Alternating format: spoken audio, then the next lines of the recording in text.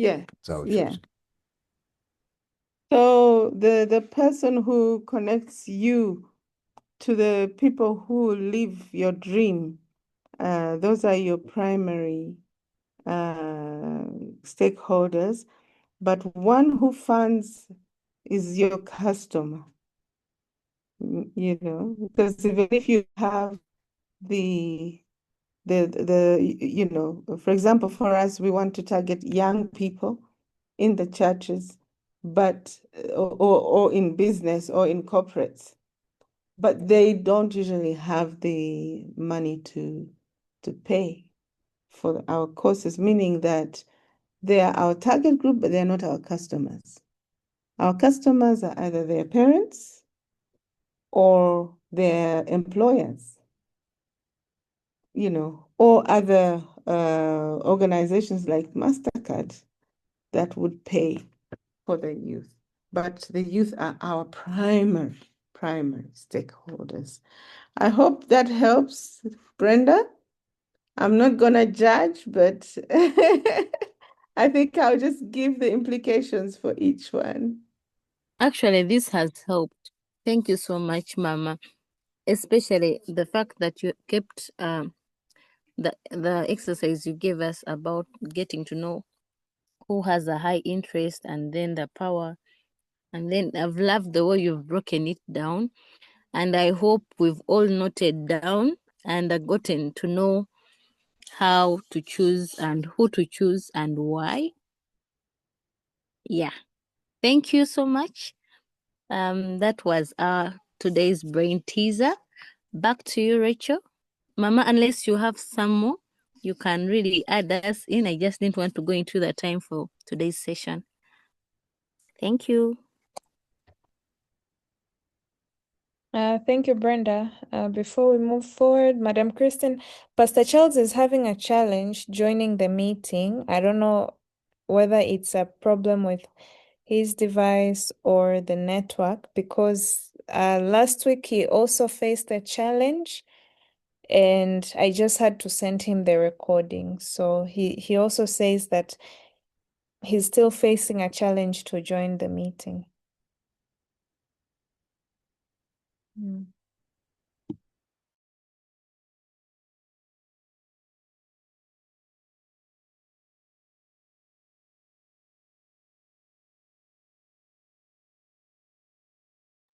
Madam Kristen, over to you. Oh, sorry, I was talking to myself. Could you ask him if he can join you on WhatsApp so that he can listen while he's on WhatsApp? He can even talk. Okay. You can give him a WhatsApp call and put it close to your laptop so that he can be part of the discussions. Okay. So, good people, I hope that you were able to do your assignment during this week. It's the only way that you can really benefit from this is when you put things into practice and try them out. That is when this will really benefit you. I wanted us to go into small groups, but we are too few. And I'm wondering if what we are doing here is useful at all to people, because they are not prioritizing it to come. I'm sorry if I'm not giving good value. Yeah, because people usually vote with their feet. But thank you for those who are here. Maybe this is adding good value to you. But I have a few questions that I had wanted you to discuss with your assignment in hand during the groups. And, the first question is, have you considered all your project or business components and the stakeholders involved? I just wanted you to double check because I have received, for example, some submissions of the stakeholder analysis that was done. And for some of them, I know the people, I mean, I know the projects or the activities or components of their work. And they've only considered maybe 2 parts instead of 4. So there are stakeholders that are left out because we have not considered all the objectives of our business or all the components of our business or project. So what I'm asking you to do is to think through, for example, Nanana Care project. You may have considered stakeholders that are related to mainly education, but not psychological welfare of the children, not sports related, not, discipline related. So there might be elements that you have not considered. So that is the first question. Because I want you to leave this session with more clarity and strength in order for you to develop a plan. Then, based on that, the second question is, whom may you have left out? And what impact would that have, not I have, would that have if they are not included? What impact will it have on your progress if these people were not included? And then what are the 3 main activities you will include in your stakeholder engagement? Here we are moving towards the plan. What are the 3 main activities you would include in your stakeholder engagement? Now, Rachel, I'm requesting that you divide the team into 2 groups to deal with these questions. But, I don't know if it's possible for me to be visiting the groups. But if you can, even if they're just two people, it's still okay. Yeah. And then they come back. We have 15 minutes and you come back and one person just reports back the findings. Are we together? Yes, Mama, we are together. Okay. So, Rachel, if you can put us into groups. Yes, Haruni, welcome. Sharon, welcome. Good to have you all. Yeah, let's deal with that and then we will move to the principles of stakeholder management.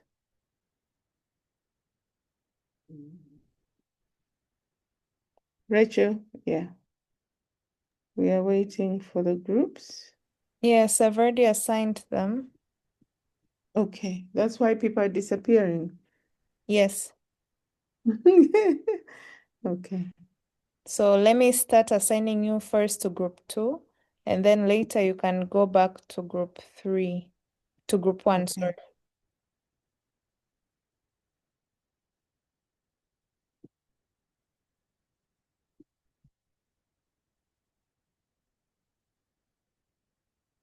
Hi, Haruni. Please join the first group.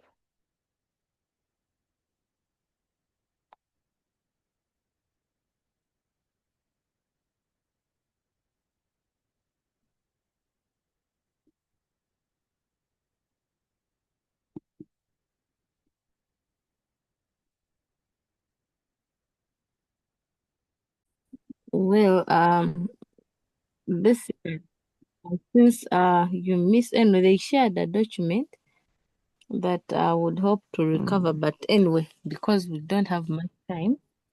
Oh, we have other people Yeah, we on. don't have much time. Hi, Haruni.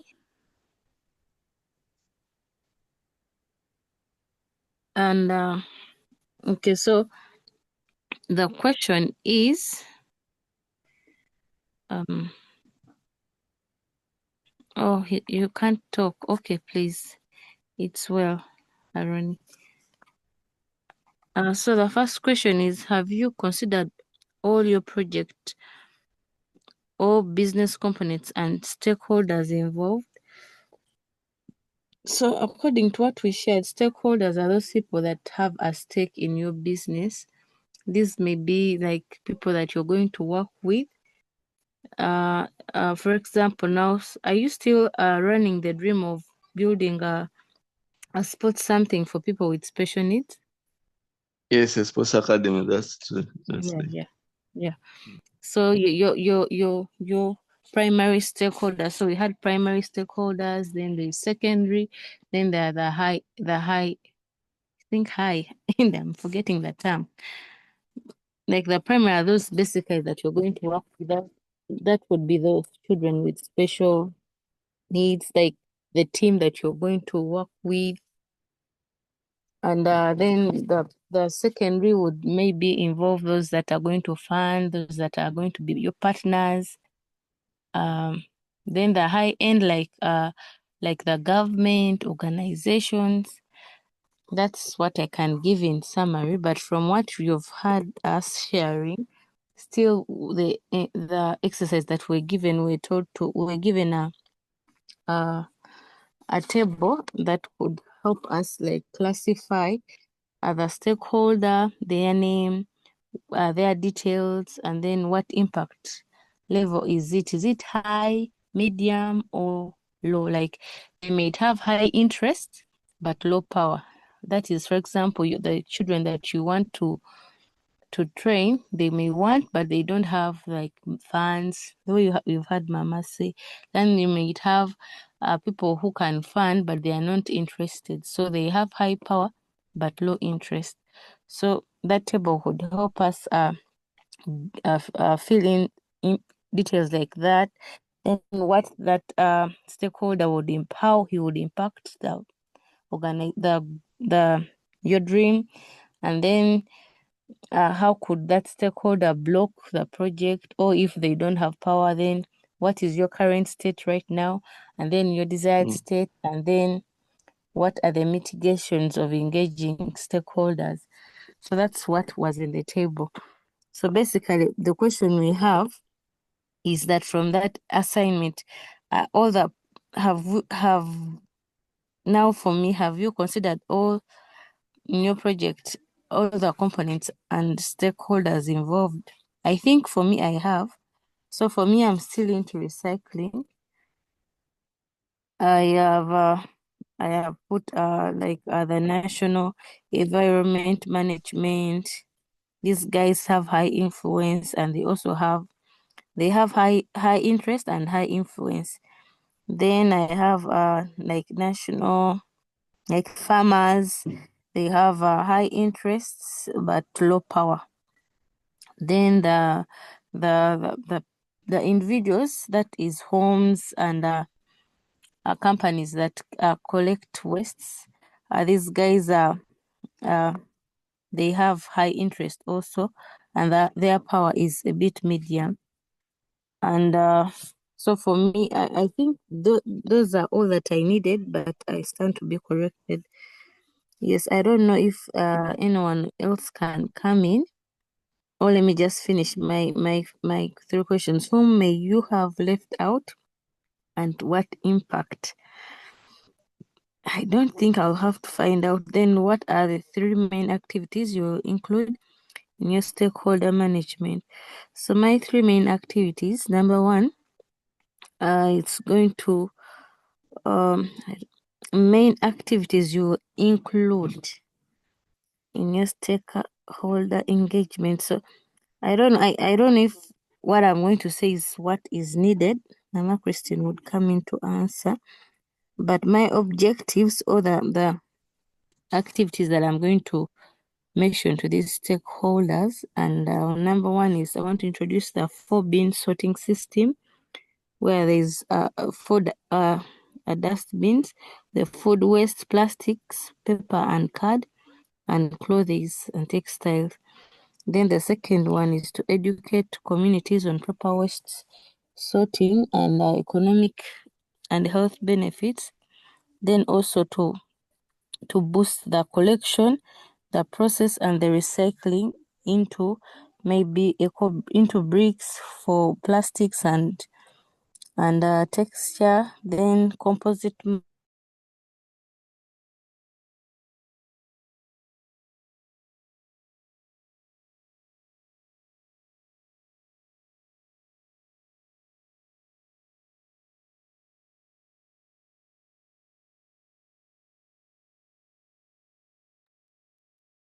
Hello. Hi, Maureen. Good evening. Don't be shocked that it's just the two of us. The rest of the people are in breakout rooms. So I'm also going to assign you to one of them right now. I hope you can hear me because I can't hear you. I don't know if you're trying to speak, but I've assigned you to group 2. I'll share more information in there.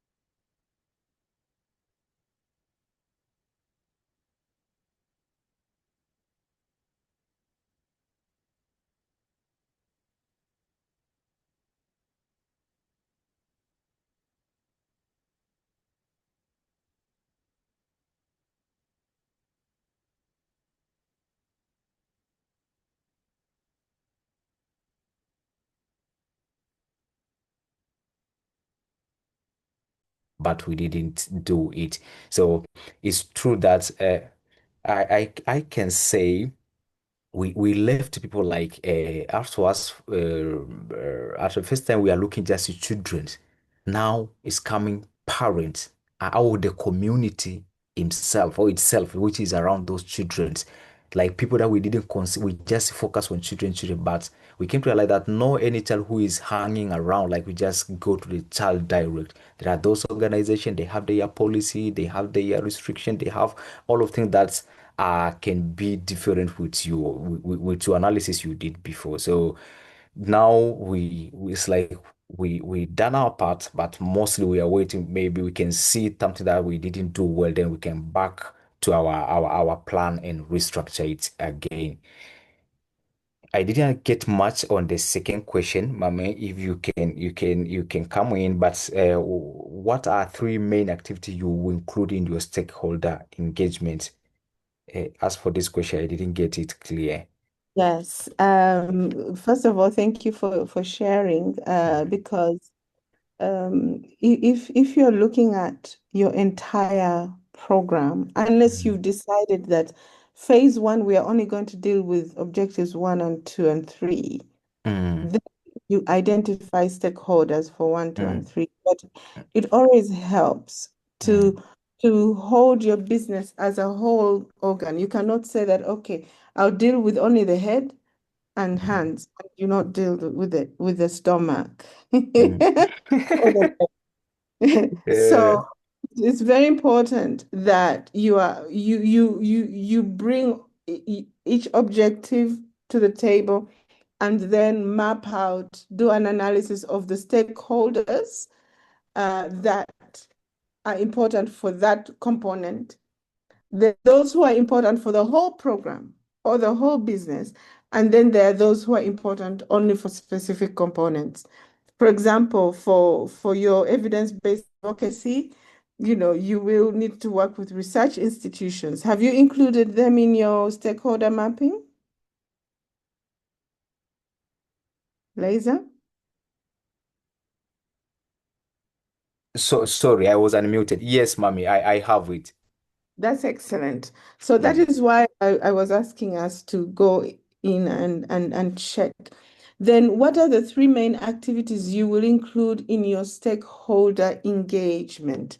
Basically, as you start now you know those who have more power and less interest.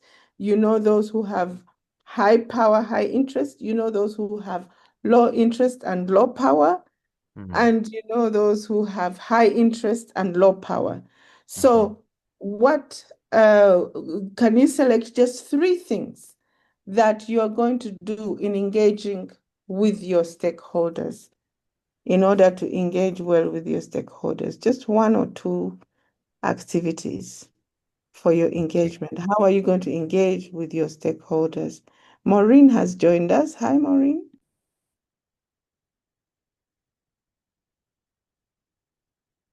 Yes, Liza, back to you. I hope I've answered your question. Yes, you answered very well, and thank you for that.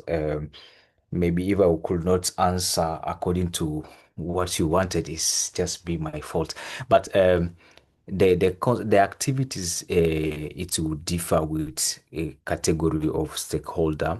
For instance, who those who have like high impact but low interest, I can say I will engage them. One of the activity I will do is engagement to make them aware of what we are doing, and like I can say engagement. This is what I understood now, but also the other stakeholder.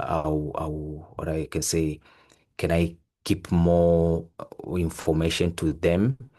Like I will inform them often or always keep reporting to them, send like okay, those mostly will be like those who have the low power and high impact or high influence.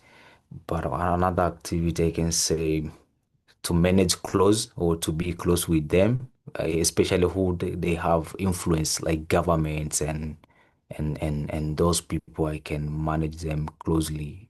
Eh, That's what I can say for now. I think the question is not much open to my mind. I don't know. So Could I answer? yes, Maybe please. from Yes, what yes, please. Yeah. from my experience and what I've been doing.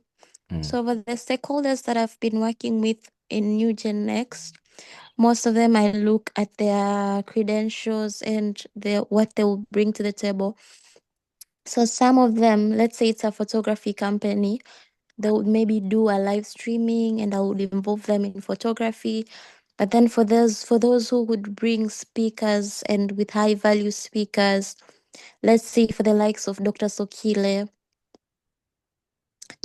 or for the likes of INOZA, you'd bring Mama Christine to mentor these kids on leadership.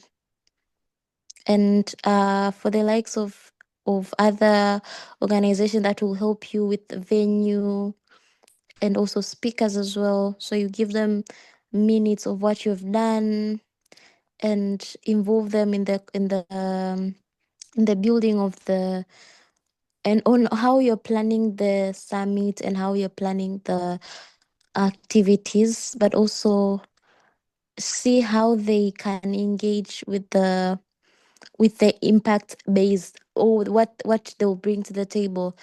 um I think that's what I've been doing. I've been involving them according to what they can or what they want. And for other companies, it's just for them to be there. They want their logo to be there. They'll give you money maybe for the kids to have food, drinks, but then they won't come to present or bring speakers. They'll just want their logo to be there. It's like part of CSR for them. So you'll just involve them, but you won't.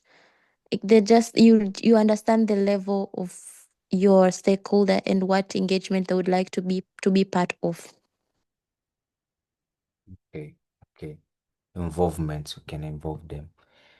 Yes, if I may, because activities involve, for example, there are those who just need information, Mm, but donors who have high influence and high interest, they need to be kept engaged and informed and you know, they need to be involved. They need to be part of the program. So you need to plan that, okay, when we are going for field visits, I will invite the donors to come with mm, me so they can see mm, things on you know, happening. When but if it is the community members themselves and the children, I just need to empower them to be fully part of the program. mm. If they are politicians, I need to keep them informed, and I can plan that every 3 months I will invite them for a briefing. So those are the kinds of activities of engagement that I'm talking about, right?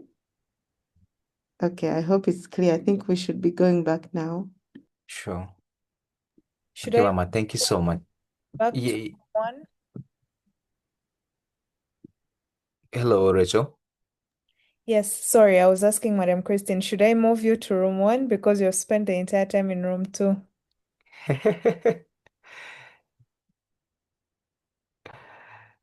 Okay, Sharon, please you present on behalf of us.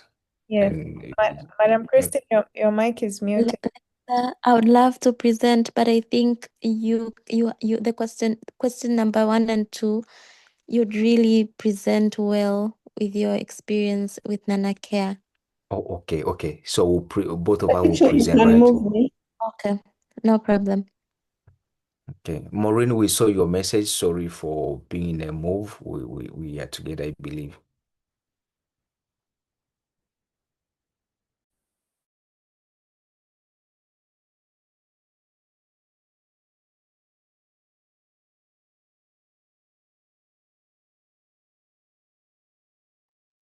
All right, so if you guys are ready, I can move you back to the main session as Madam Kristen. I think she'll take like 2-3 minutes to like assess responses from group 1 because they were already discussing. So mainly it's to just present their findings, and that should be just about it. So let me move you guys back to the main session if that's okay. Okay, thank you, Rachel. Yeah, you're welcome.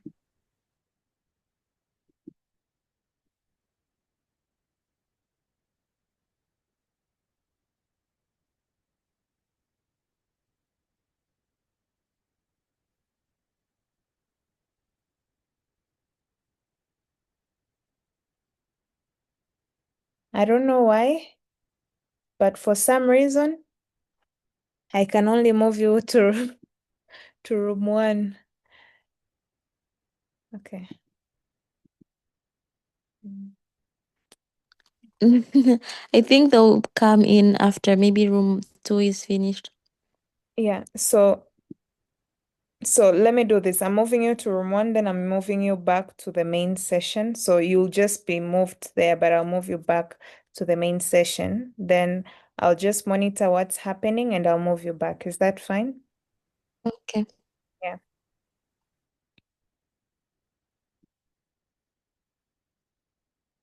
Yes. see. Uh, Yes. Oh, thank yes. God. The donors, they have high power and high interest. Yes, indeed, you need to, in your plan, you need to schedule reports so that they get their reports on time without fail. Oh, my apologies.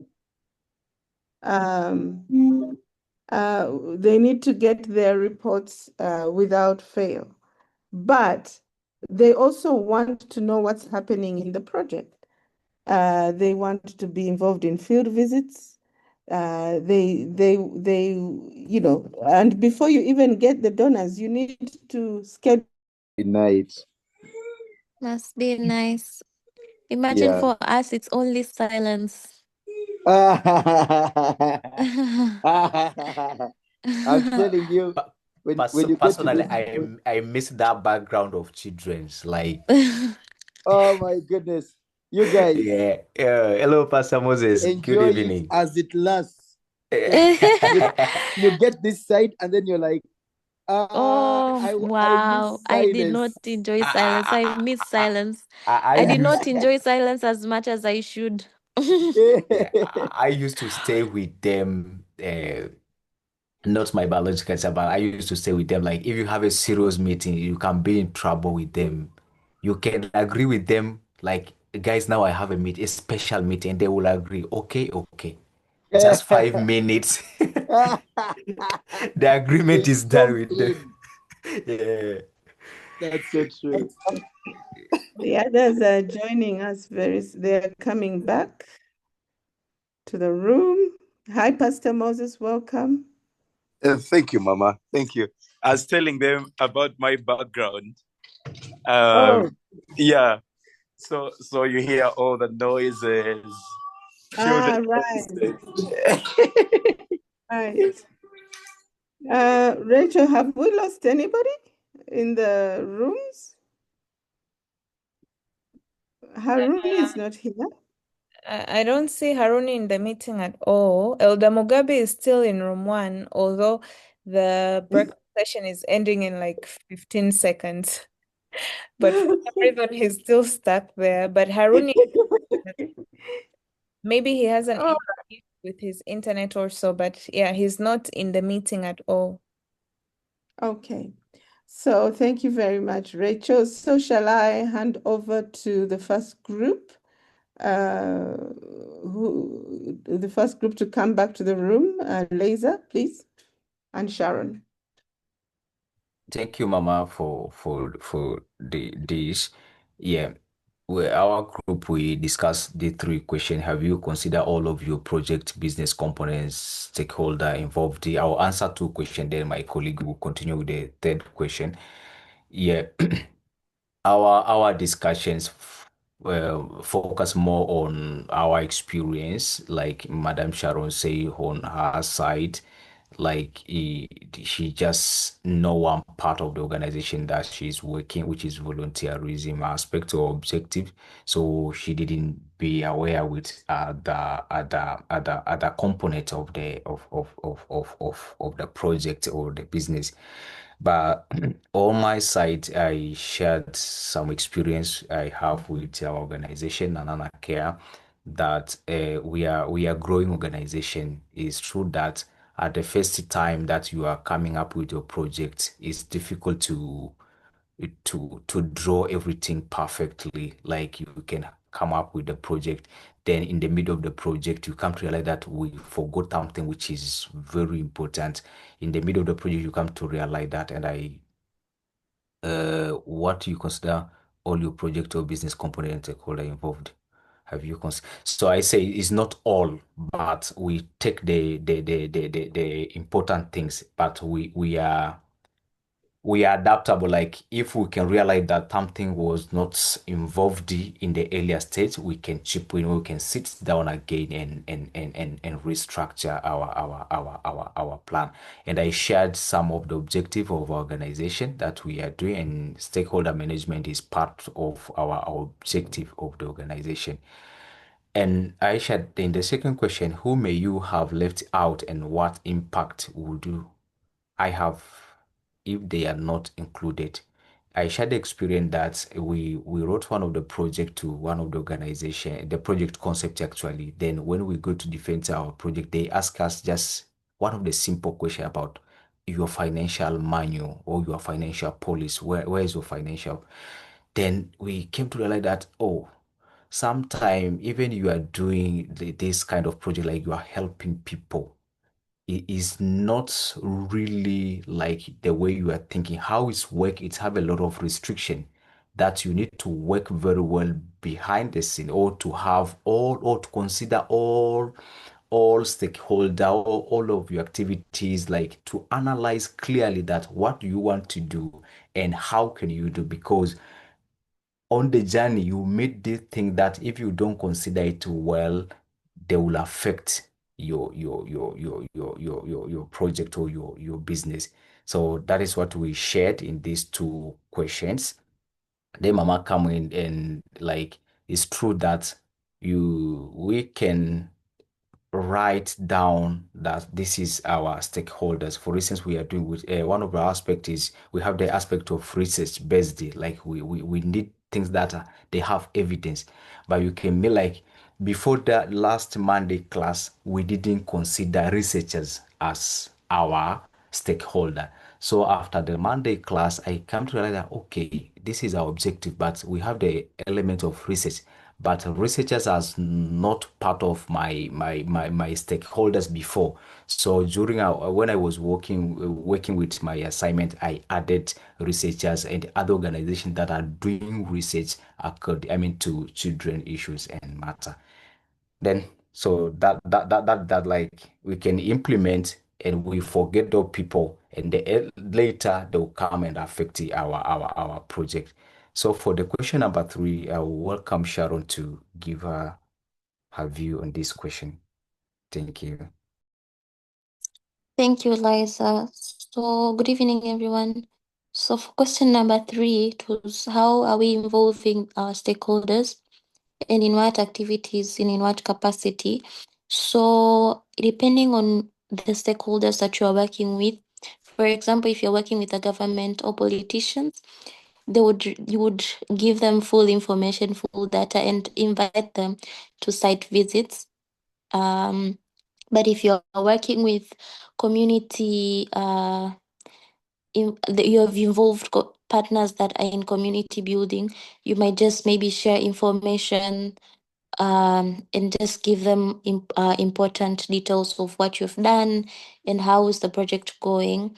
But also, if you're working with donors, like maybe the banking sector, you might also give them information depending on what capacity they're helping you and what capacity that you have agreed on and how they would but also you have to invite them to the site visits. I think that's what Mama Christine has all explained. Thank you. Thank you very much. Yes, I think the important thing is, as I had mentioned, is that your business or your project is one whole. Okay? If you focus only on the head and the hands without the stomach or the legs, it will bite you in the end if you have not considered all the parts of the business. And for each part of the business, you need specific stakeholders who are related to that part of the business. And that is the analysis. And when you're planning stakeholder engagement activities, you need to plan specific activities that speak to those different stakeholders based on their component, based on their interest, and based on the power or influence they have. Thank you so, so much. Yes, Brenda's group. Yes, hello everyone. So in my group, it was me, Haruni, and Elder Mugabi.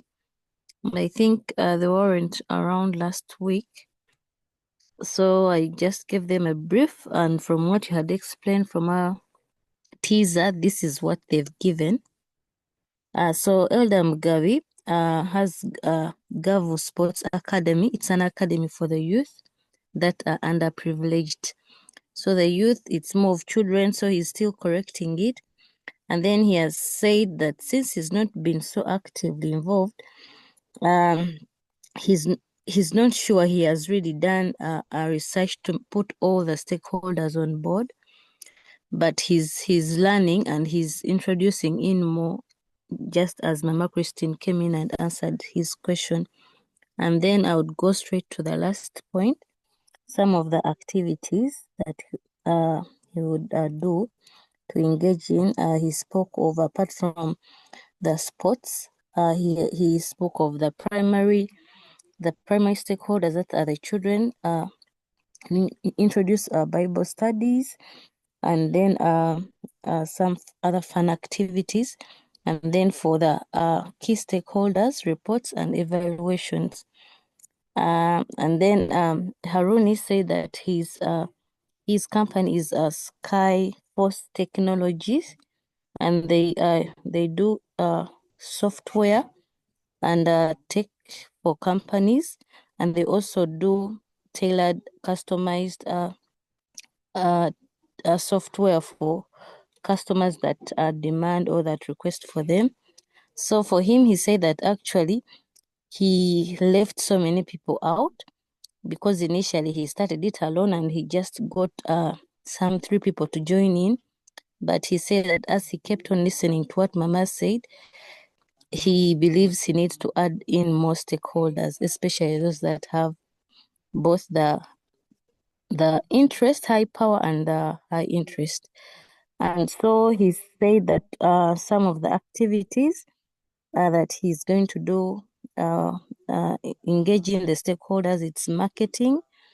He also spoke of reports and evaluation, and then connecting customers to the consumers, to the final users, since it's more of technology, and also scaling his business in with numbers. Yeah. And then me, my answer also to the first question it would be that I've considered some or most of the stakeholders basing on the assignment, on the sample that Mama gave us, but I feel I may need to add more people. So for me, I'm into recycling waste and making beauty out of the waste. And I stand to be corrected. So I think also, even as we study this, I keep on adding and removing, but for now, at least I have the main stakeholders. I have the primary, that would be the people who sort, and also companies that collect garbage. And these I would go straight to number 3. The activities is to create more awareness and also sensitization into the introduction of 4-bin sorting system of food waste, plastic, papers, cardboard, and clothes. So it's food waste, plastic, paper, and card, and then clothes and textiles.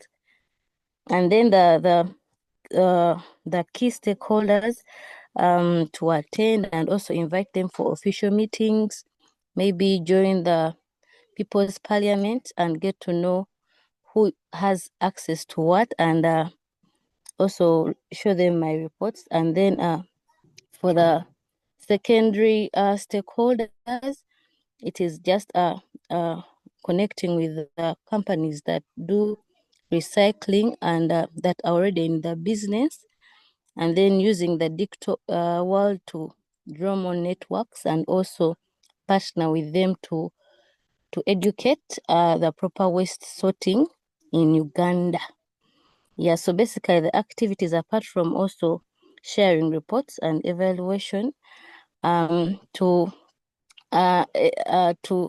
sort the waste disposal and make sure waste goes where it is needed. Yeah, so that is through the government and companies like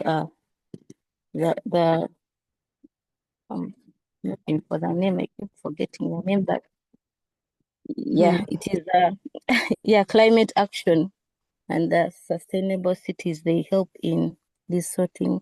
Thank you, Mama. Thank you. Thank you very much. I think the purpose of that exercise was for us to go deeper into the assignment that you did and to reconsider, and ensure that you have all your stakeholders on board. Pastor Charles, you're listening, and thank you so much for sharing. You're the only one who shared the analysis with us, and really, I appreciated that very much. And I think it would be great for you to review, and I look forward to sitting with you to elaborate on it further, because we have the agribusiness component, we have the urban planning, we have the community mobilization, which you focused on a lot. You also focused on the urban planning, and also the education component is also very important. Who are our stakeholders? Beyond for education, and also for leadership, because we want good leaders, good governance. We want your vision is about people who lead with integrity, Christ-like leaders. So that component also needs to see who are the stakeholders we need to involve. Okay, so I think we have delved into this a bit more. I want us to go to the key principles of stakeholder management and engagement. We have 10 principles, and I will go through them, and I'm requesting that you make note of any questions that you have, so that I can make things clearer, or other people can make things clearer. This is going to be a little bit of a lecture, because we have only 30 minutes. So I apologize for that, because adults prefer to learn through participation. What I'm requesting is, as we go through the key principles, there are 10 principles. For each principle, find an example of what you've done well and an example of what you've not done very well. Okay, and what was the result? So that after I finish, I will ask each one of you to give us an example in one of the areas, okay? In one of the principles. So pay attention. So the first key principle is communicate, communicate, communicate. If you want to manage your stakeholders well, you need to share and exchange information with them on a regular basis. Why is this important? Insufficient communication will make people actually develop their own assumptions about your business or your project. And you find that everybody will have a different understanding of the objectives. People will not work well together, and it is quite a risk for the organization. Expectations from you will be different. Some people might assume that you are bringing them, free services when you're actually going to eventually require them to pay. And they will be very, very upset. They'll say you actually misled them. So communication right from the beginning, stating the objectives of your business or your service or what you are expecting your product to provide. The cost needs to be very clear. And the quality or level of services you provide also need to be very clear. And it's also important first to seek to understand your stakeholders, your people, in order to communicate with them effectively. You need to consider what factors will influence how they receive information and how they might respond. If you go into a community that is used to having a lot of donors and aid, if you're UNICEF, they'll tell you their biggest challenge is education. If you're WHO, they'll tell you our biggest challenge is health, So there's different factors that influence how they receive your information and how they respond. If you're talking to a politician who's afraid that you're going to take his job, they will react differently. So you need to identify what are the best ways to communicate with these stakeholders in relation to where they are, who they are, how they perceive your being there, and so on. Then the second principle is to ensure early and regular consultation. I know that we have a very big weakness. We come in with big enthusiasm, we introduce something, and then we disappear for a long time. They don't hear from us. You meet on a business function, you're so excited to meet this CEO, you exchange cards, and you go and keep quiet. I'm very guilty of that. We need to ensure that stakeholders internalize our whole project purpose or business. At BNI, Business Networking International, every week we have to present our business. Every week to all the network members. It's so important that every week we are also sharing what impact we have had so far, whom we have engaged with, what business have we been able to give to others. It's really very important. And then we need to agree what all stakeholders' requirements are. That is why MOUs are very important. Even if there's no exchange of funding between you as partners, it's important that there's an agreement of what is required of each stakeholder. And then it's important that as you engage regularly, you are addressing shifting stakeholder views. Sometimes you might have a very close agreement with a stakeholder. Next time you see them, they're behaving differently, and you're wondering what happened. Their views about your business or your service or your project or product may have changed. Maybe because there's a new one in town and you don't know that you have a new competitor. Okay. So early and regular consultation helps to meet and manage stakeholders' expectations. And that's why I was saying, please make sure you don't forget any stakeholder, because if they are not engaged at an early stage, you might face challenges on the way forward. The third is to understand that they are only human. Even if your stakeholder is an entity, an organization, the organization is run by human beings. You need to have awareness of human feelings and also personal agendas. And that is why sometimes, for example, when I was with UNDP, I keep telling you I was taking all my donors to lunch or dinner, inviting some ambassadors to my house, because I needed to know who am I dealing with. And they also needed to know who is this Christine and why should we release millions of dollars to UNDP. So they have human feelings, and our community members also have human feelings. Our primary stakeholders have feelings.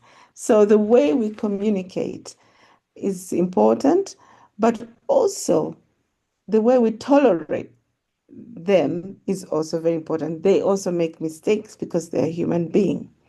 Some of them have personal agendas, and these personal agendas determine their behavior. You might wonder, why is somebody behaving like this so irrationally? But because there's an agenda that is competing with their interest in your program. We need to seek to understand underlying issues to facilitate a productive relationship. Sometimes you enter into a community, and because you're bringing something beautiful to the community, you think everything is hunky-dory. You've met with the few partners who are with you, but there's a boiling pot in that community that you are not aware of. You need to have good listening, and you need to keep communication lines open. Number 4, you need to plan your stakeholder engagement. That is why I was asking you, based on your analysis, your next stage is the plan. How are you going to approach each stakeholder? What will you be doing with that stakeholder? When will you be doing it? It's always very important. And then the human factor is something we often neglect. Every human being wants to be valued. Every human being wants to feel important. That is why you find that even a gate man, when they are at the gate, they are the boss there. They don't care whether you come from the Prime Minister's office or not. Every human being wants to be important. So we should never neglect the human factor in our business or in our projects. And it's important that based on the stakeholder, whether they have high power, low interest, or low power, low interest, or high power, high interest, or high interest and low power, we need to develop the most appropriate methods to engage with them. It also determines whether they are secondary stakeholders or primary stakeholders. I think these terminologies, if you are fully conversant now with these terminologies, please do a thumbs up. If not, do a thumbs down, because you may have missed some sessions with us, okay? I don't see any thumbs. Okay, I'm seeing them. Yes. Okay. So, if you're not familiar with the terminologies, Rachel will share with you the recording of last week. I think Pastor Charles actually went through the recording of last week's session, and he felt like he was in the meeting, and he developed an excellent stakeholder analysis. I'm really so impressed. Thank you, Pastor Charles. Yes. And also, we need to develop strategies to bring stakeholders on board through dialogue and planned meetings. Ad hoc should only be occasional. You need to have a very concrete plan. This is, this is the project cycle. This is the planning stage, implementation stage, evaluation stage. I'm going to involve these stakeholders at this stage and that stage and that stage. And then it's important that you assign responsibilities to your team members to engage with specific stakeholders with whom they have greater influence. For example, in my team, you might laugh at me, but because most of our donors were from Western countries, and Japan and China. I used to make sure that on my team I have European, American, Japanese, and Chinese on my team, because they would do the resource mobilization. They would be at the front line, and the donor would feel comfortable that their money is going in the right place because their people are there. So we need to learn the psychology of our stakeholders and assign our team responsibilities accordingly. Relationships are very key. It's important that we invest in relationships to increase trust. We have a group there's a foundation of which I'm a board member, and I was so I was so encouraged when we started exchanging happy Father's Days, happy Mother's Days within the group. We are developing relationships slowly so that we can engage much better, sometimes on very difficult questions that we need to address for the organization. Building relationships helps to increase confidence and minimize uncertainty. Again, I will bring the example of the Business Networking International, where we must have a one-on-one session with one of the members every week. Every single week, you need to engage with at least one person. Every week, you need to refer someone to a potential business opportunity. So, it means that we need to know each other. I can't refer somebody that I don't know. So relationships open doors.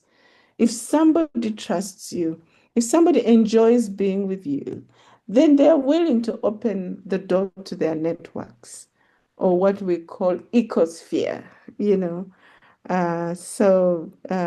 that is very important. Yes, stakeholder management, you may say that it is simple, but not easy. And hence we need to take preemptive actions to ease the resistance that might come later on during implementation. For example, if a potential client, you find that they are struggling with something, you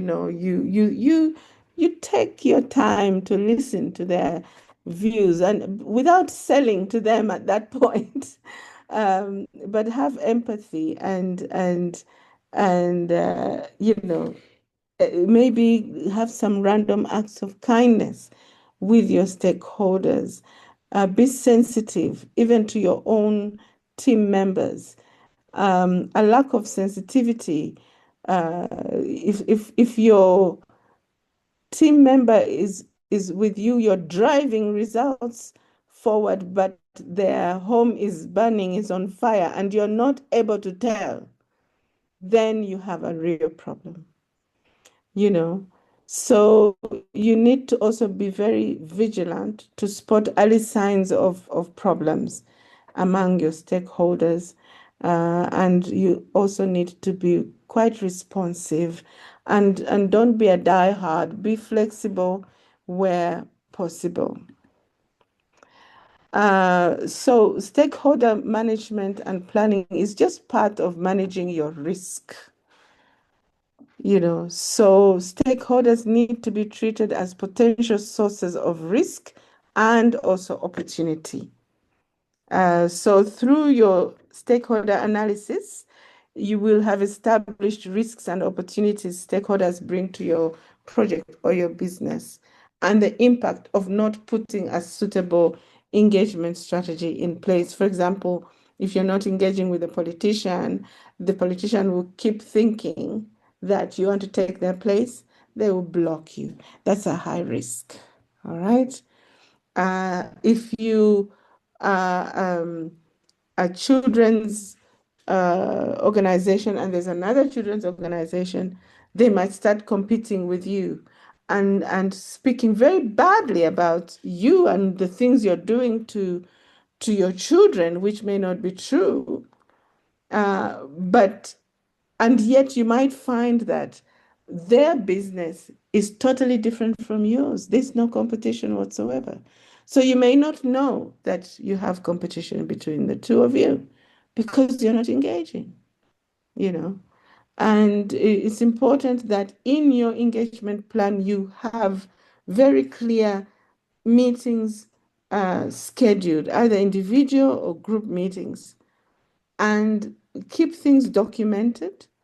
That will help you to, if something happens, you go back to your plan and say, to your analysis and your plan and say, oh, wow, I had forgotten that this is what they said to me when I did the initial interview with them, which should have determined how to engage with them. The number 8 is your willingness to compromise. Of course, you do not compromise your values, but be willing, you know, to meet people halfway, identify common interests, you know, among many diverging views. Yeah. And identify what are your shared objectives, you know, because those become stronger than your individual objectives. And then what are your shared interests? I always say shared interests are stronger than positions. If you are in a negotiation and you say my position is we don't what can I say? Somebody might give me a position. We never accept children under we never accept youth under the age of 17 or no, under the age of 18. But the other organization, you know, says, you know, for us, we have to work with young adults from the age of 17 upwards. And then because you have those positions, you're all locked. You can't move forward with the partnership. But your common interest is actually to empower young adults. So why don't you start from there? And if I find that in my group there's a 17-year-old, I'll send them to your group. Okay, if I find that I have too many 18-year-olds, I can bring them to yours. So you remind yourself, why are we in this? Not focusing on this is my position. So, and usually when we have strong policies in our organizations, we tend to stick on policies and forget the people that we are engaging with. So the number 9 is understand what success is. Yeah, establish what your stakeholder community perceives as success to be for them. It may not be the same as yours. For them, it might be number of people trained For you, it might be number of people trained who put the activities in practice, the lessons in practice, okay? Or vice versa. So understanding what success means to your stakeholder helps you to prioritize and manage their expectations. For example, if a stakeholder, like a donor, comes and says, I want to see, 100 young, I'm giving you this money because I want to see 100 young people running their own businesses and being successful, running $1 million businesses. You have to say, look, no, that's not going to be possible. We could, first of all, only reach 20 in the first year, and maybe we can expand to 100 in the second year. So you help to prioritize what needs to be done first and to manage the expectations of your stakeholders. Some communities want results yesterday. Some customers, unless you give them an appropriate schedule, they'll expect you to deliver within a week and yet the job takes 3 weeks, and then they get disappointed and they run you off their books, right? So it's very important to understand what to your client, what is success. Is it a good customer experience, or is it just a good product? Right? And then act accordingly. Number 10, take responsibility. Responsibility is for every member of your team. You need to ensure that roles and responsibilities for stakeholder engagement in the team are very clear, and all members of the team understand the objectives of the engagement and what the success criteria for that engagement is. So those are the 10 principles. Coming back to each one of you, anybody want to share which area that you feel you've done well and which area that you feel you can improve?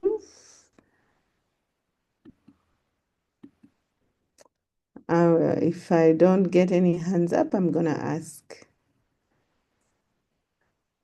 I'm going to use the list. Yeah. Mama, Yes. so for I me, was going to start with you, Pastor Moses. okay, yeah. Yes. So for me, it's stakeholder management. That's the area I need to improve. I don't think I've done a good job managing my stakeholders. Okay, I know that's the entire thing, but when you are explaining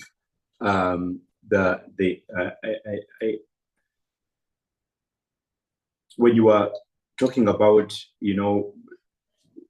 how to manage the knowing where they are and knowing exactly what are their interests and where, just really finding out exactly where is this stakeholder. And because for me, with the stakeholders I have currently in soccer, in terms of relationship, managing the relationship, it's been a bit like everyone is on their own and no one knows where exactly this individual is. So that's, at least that's my takeaway from this, to focus on managing the relationship with them. Thank you. Thank you so much, Pastor Moses. I'll go to Laser.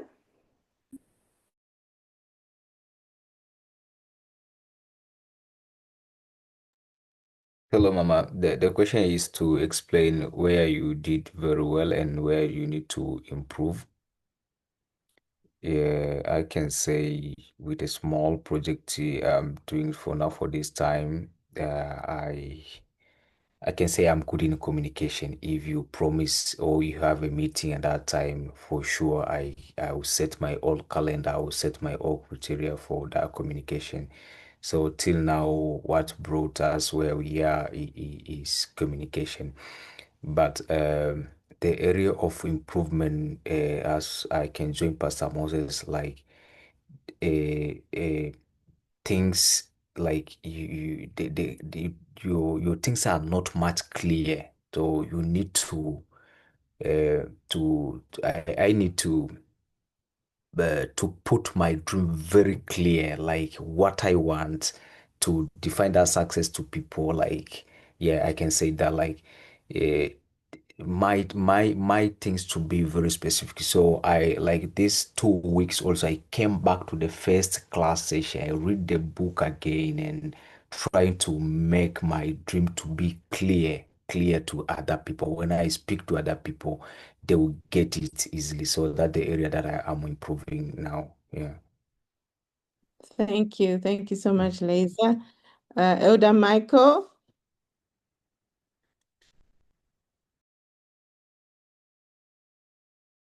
Uh, hello, are you able to hear me, Mama? Yes, very well. Yes, all the principles are wonderful. They are very wonderful. But the one that I want to talk about is taking responsibility, which was the last one, but I saw it as very crucial.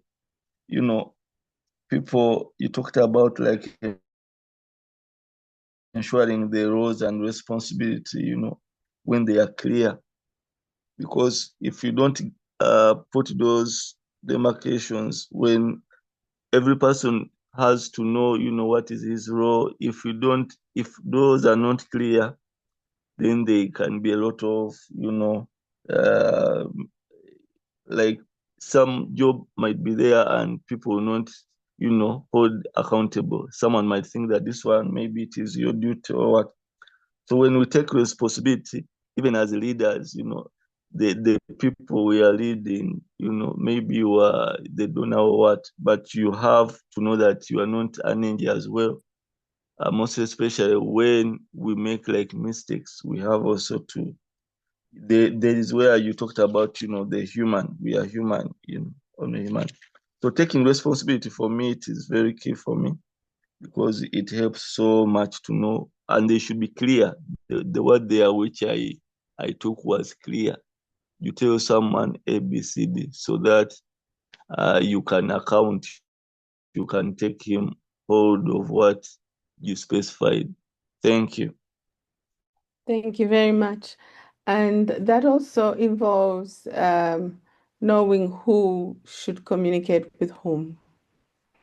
Because in your team, there are some members you will not really send to the government. They might be very opinionated about the government that you serve or the government that you partner with. And they might go there and give the government their full opinion, and your company is struck off. So you need to know who should be in what forums. If it's a forum of activists, that person can go and participate very well, but not in a forum with government. So it's important to have clear responsibilities for each member of your team based on who they are. Yes, Brenda? Yes, for me, I would still go with communication. At least I've tried to connect and communicate to the people that I need to be at least my primary stakeholders, since we said we need to start. But maybe the things I might need to work on that were a bit still far-fetched is manage risks and also plan it. Those are the major things I would need to work on, and also the bit of compromise, especially since my sector is really into the world, and yeah, basically people don't have the same goals. With a Christian may be related, they may be charitable, but their goals are a bit far-fetched from mine. So I will share with you my stakeholder analysis and you would advise me on the way forward. Thank you. Okay, I'll be happy to advise. Um, yes, and I think we were discussing with Pastor Moses about the values and the business and the customers' values, because your business serves everyone. And yeah, those are sometimes very difficult issues to maneuver, but these are things that we can talk about. Sharon.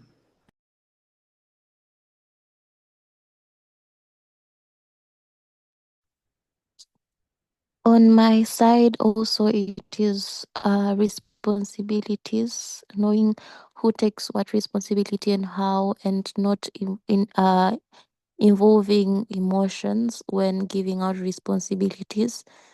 Because sometimes you might give responsibilities, you might take so much responsibilities thinking that you're capable of out of excitement, and then at the end of the day you're not able to deliver.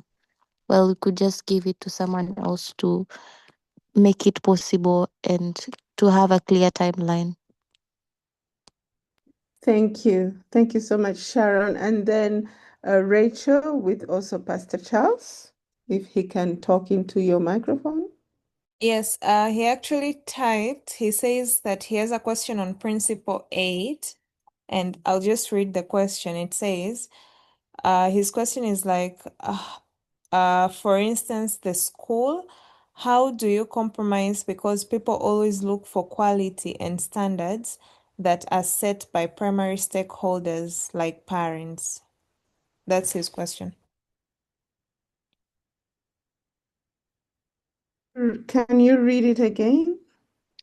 His question goes, for instance, on school, how do you compromise?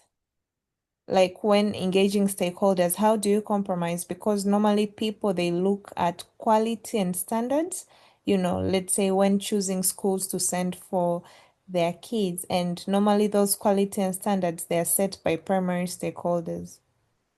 Mm. Yeah. Yeah, I think one thing you don't compromise is the quality of your services that you offer. What we are talking about here is a compromise in terms of coming to a form of agreement with your stakeholders. For example, if the parents who are your primary stakeholders want you to hold 3 meetings a year, parent teachers meetings, but the school doesn't have the resources because most of them are not paying anyway, to hold 3 meetings, and you are proposing only 1 meeting per year. Through a conversation and seeking to understand one another, you can come to a compromise where you say, okay, instead of 3, let us have 2. And then let us have an open day where parents can actually come in and have discussions with the teachers or the head teacher. That is what I call compromise. But I'm not talking about compromising quality of your services at all. It's about meeting other people halfway so that you focus on sharing your interests, but not on your positions.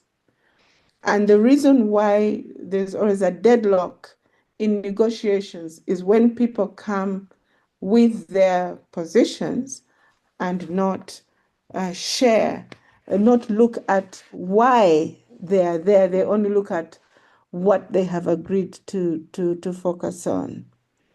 I don't know if I've answered Pastor Charles's question. Pastor Charles, you can speak. We will hear you.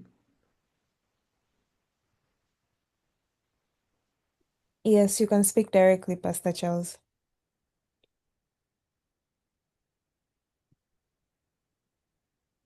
Your mic is muted.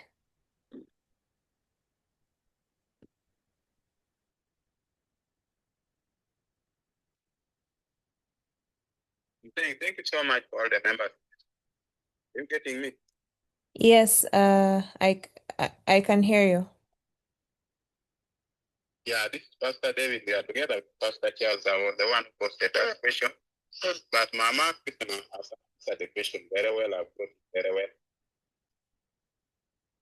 Okay. Yeah, Thank you. about willingness to compromise, but compromising on which field, that is what I wanted to know clear. And you have Yes. about very well. Thank you, Pastor David. And we don't compromise on values.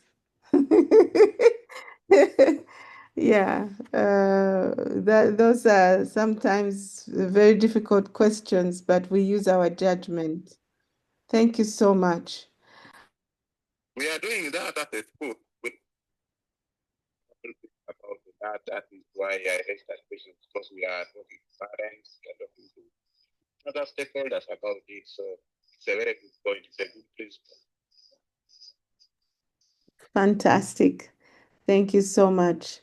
I think with that, I think we will end our session. We've gone beyond by 10 minutes, I think. And I think we will close the session for tonight. Shall I ask you, Pastor David, to pray for us? Mama, before Yes. Pastor David, before Pastor comes in to pray, there's Yes. this number 2 early and regular consultation. It is Yes. something I have picked up from you. Actually, I was always taking very long, like we would have meetings. I realized like how you shared today that you have maybe to have the meetings with the shareholders in a week. It helps so much. So the early and regular consultation, I really enjoyed it as well. Thank you. I don't know. Great. Thank you so much. It's really very important, and it's a weakness of many of us, including myself. I need to improve on that, and BNI is forcing us to do that. Yes. Okay, so Pastor David, please pray for us as we conclude. Okay, shall we pray? Loving Father, I want to thank you for this wonderful time that we have had this fellowship together. We want to thank you for the opportunity you have given each and every person who has managed to attend this meeting this evening. Lord Father, what we have shared here, we are not sharing it out of nothing, but we want to speak for the glory of your name. Loving Father, each and every person who has given an idea here, mostly we want to say thank you for giving them the opportunity. As we continue to share these meetings, we know they have shared very many meetings ahead of us. May you guide us such that as we are sharing these ideas, to help us to develop in our families, in our businesses, in each and every place that we are, so that we can influence the community that we are leading.